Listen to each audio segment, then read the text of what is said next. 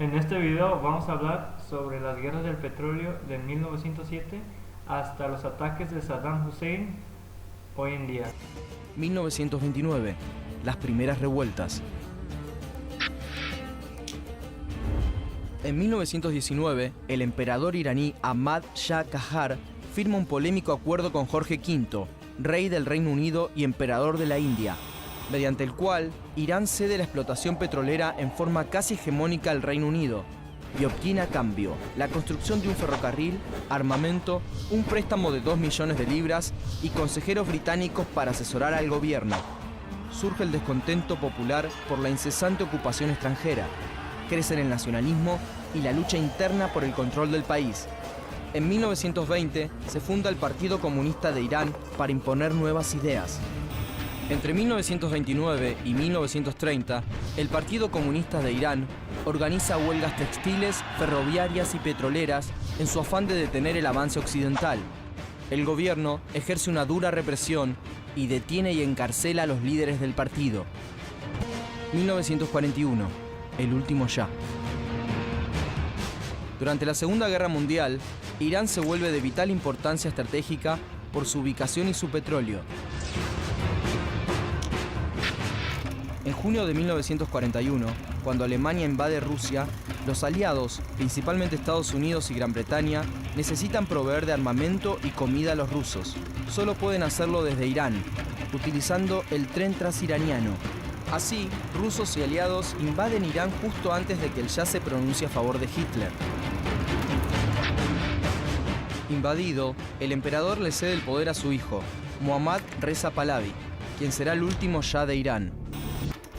El nuevo Shah colabora en la guerra con los aliados y a la vez libera muchos presos políticos que hacen resurgir el nacionalismo y el socialismo en Irán.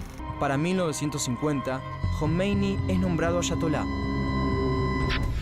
Ayatolá, rango más alto del clero islámico. En 1963, el Shah realiza una serie de reformas conocidas como la Revolución Blanca. Mejora el sistema educativo, introduce el voto femenino, otorga mayor participación de los trabajadores en las fábricas y beneficios a más de 4 millones de pequeños productores. Pero esta modernización significa a la vez una occidentalización que hasta prohíbe el uso de los atuendos tradicionales islámicos, y el sentir religioso del pueblo encuentra su símbolo en Jomeini. A través de diversos comunicados, Jomeini intenta develar las intenciones antiislámicas del Shah y los Estados Unidos, hasta que pronuncia un discurso en el que llama a los musulmanes del mundo a luchar contra los Estados Unidos e Israel, a los que también ve como enemigos del Islam. El 5 de junio de 1963, Jomeini es encarcelado y grandes ciudades iraníes como Teherán, Qom, Mashhad y Shiraz se levantan en su apoyo. El Shah reprime y deja 15.000 rebeldes muertos. Luego de 8 meses de prisión, Jomeini es liberado por el Shah, que busca pacificar el país. Pero Jomeini continúa con su actividad revolucionaria hasta que vuelve a ser capturado y enviado al exilio en 1964. 1977. El detonante. Jomeini continúa instigando la revolución con los medios a su alcance. Estados Unidos necesita de Irán por el petróleo y como base para una eventual lucha con la Unión Soviética. La revolución es un problema. Más de 10.000 personas marchan al grito de "hay que quemar al Shah". Jomeini ordena protestas pacíficas, pero cada una de ellas termina con sangre. El Shah declara la ley marcial, prohibiendo todo tipo de demostración revolucionaria. 8.000 manifestantes avanzan contra esa ley por las calles de Teherán. 4.000 de ellos mueren en lo que se conoce como Viernes Negro. A pedido del Shah, Saddam Hussein, el militar de mayor influencia en Irak, envía a Jomeini lejos de Medio Oriente y el ayatolá continúa su actividad revolucionaria desde su nuevo exilio en París. A principios de diciembre de 1978, millones de personas se manifiestan contra el Shah en Teherán. El plan para reprimirlo fracasa y los Estados Unidos creen que sostener al gobierno iraní es una causa perdida. El poder del Shah se desvanece. Carter, presidente de los Estados Unidos, intenta despegarse del Shah y nombra como nuevo primer ministro a Shapur Bakhtiar, un hombre de la oposición al régimen. El Shah y Bakhtiar conviven por poco tiempo.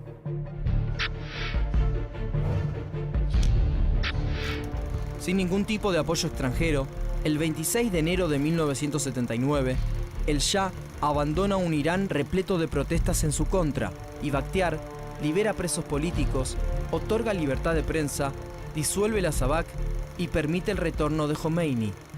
3 millones de personas reciben a su líder político y espiritual. Jomeini se declara contra Bakhtiar por ser un hombre impuesto por las potencias extranjeras. Sin parlamento, el 4 de febrero de 1979, Jomeini reemplaza a Bakhtiar por Mehdi Bazargan, uno de los más importantes líderes democráticos de la revolución.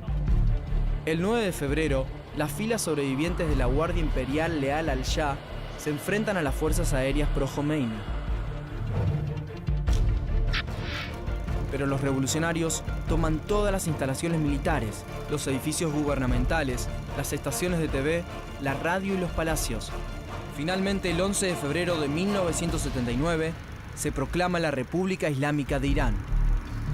Marzo de 1988. Más de 3.000 civiles murieron cuando aviones de combate iraquíes lanzaron gas nervioso en la localidad de Halabia.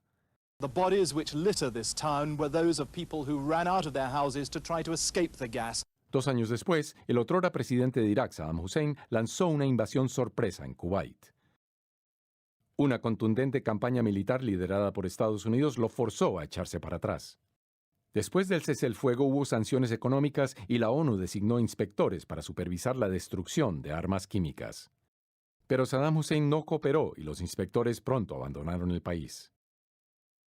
Luego vino el 11 de septiembre. En cuestión de días, el entonces presidente de Estados Unidos, George W. Bush, dijo a sus generales que prepararan una posible guerra contra Irak.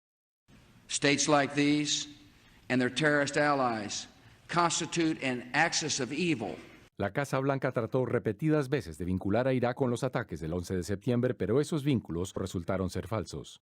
Bush recibió entonces al primer ministro británico Tony Blair en Texas. Los críticos de Blair señalan que fue ahí donde acordó secretamente ir a la guerra, aunque Blair lo niega.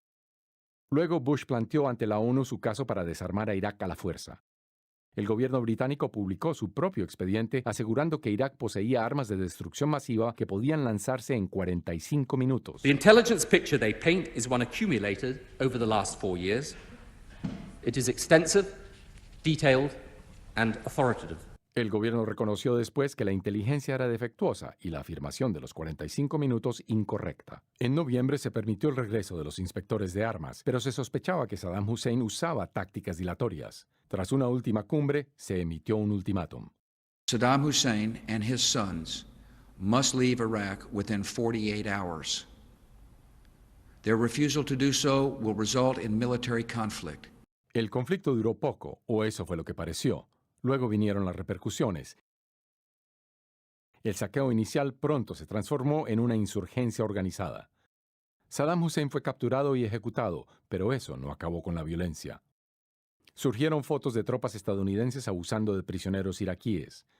Our country had an obligation to treat them right. We didn't, and that was wrong. La violencia entre los musulmanes chiitas y sunitas se intensificó. La tasa de asesinatos en Bagdad se triplicó. La solución de Washington fue enviar 20.000 soldados más. La violencia pareció mermar y los bombardeos disminuyeron. En abril de 2009, Reino Unido terminó las operaciones de combate. 179 británicos habían perdido la vida. Las tropas estadounidenses se retiraron 2 años después. Now, Iraq's not a perfect place, but we're leaving behind a sovereign, stable and self-reliant Iraq. Se estima que desde el inicio del conflicto 179.000 civiles y por lo menos 40.000 militares murieron. Sucesivos gobiernos iraquíes han tenido dificultades manteniendo el orden.